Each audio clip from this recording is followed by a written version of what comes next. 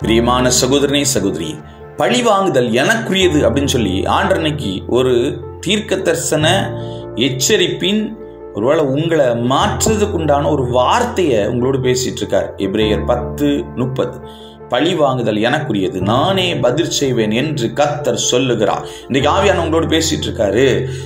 பழி வாங்குறது ஆண்டவருக்குரியதான். அவர் தான் நியாய தீர்ப்பு செய்வார், அவர் தான் காரியத்தை வாய்க்க பண்ணுவார். ஆனால் இன்னைக்கு நம்ம நிறைய டைம்ல நம்ம பழி வாங்கணும்னு சொல்லிட்டு நம்முடைய மனசுக்குள்ள அவ்வளவு ஆதங்கம் இருக்கு. நம்ம பழி வாங்கணும், நம்ம சரிக்கு சரி கெட்டணும், நீதி செய்யணும்.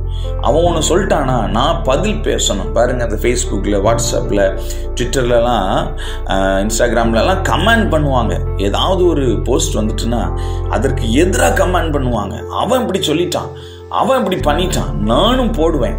அவன் இப்படி செஞ்சுட்டான், நானும் பண்ணுவேன். நம்ம பக்கத்து வீட்டுக்காரங்களோ, எய்த்து வீட்டுக்காரங்களோ, சொந்தக்காரங்களோ ஏதாவது ஒரு வார்த்தை பேசியிருப்பாங்க.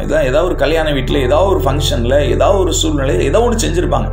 அதை மனசுக்குள்ள வச்சுட்டு அதுக்கு நம்ம பழி வாங்குவோம். பாருங்க, இன்னைக்கு ஆண்டவர் சொல்றாரு, அப்படி பழி வாங்கினீன்னா நீ ஆசீர்வாதத்தை இழந்து போவ மகளே, மகனே, நீ ஆசீர்வாதத்தை இழந்து போயிருவ. குடும்பமே, நீங்க ஆசீர்வாதத்தை இழந்து போயிருவீங்க. அந்த ஊழியக்காரன் இப்படி சொல்லிட்டான், இந்த ஊழியக்காரன் இப்படி சொல்லிட்டான், அவன் இப்படி பண்ணிட்டான், இவன் இப்படி பண்ணிட்டான்னு சொல்லி அவனுக்கு ஈக்குவலா நானும் செய்யணும், அதுக்கு ஈக்குவலா நானும் செய்யணும் சொல்லிட்டு பழி வாங்கினீர்கள் என்று சொல்லி சொன்னால், முதல்ல நீங்க கிறிஸ்தவங்களே கிடையாது, நீங்க ஆண்டோடைய பிள்ளையே கிடையாது. பழி வாங்கினா ஆண்டவர் சொல்றார், பழி வாங்குதல் எனக்குரியது, அவர் செய்வாருங்க. வசனம் சொல்லுது, நீ சும்மா இரு, உனக்காக ஆண்டவர் செய்வார்.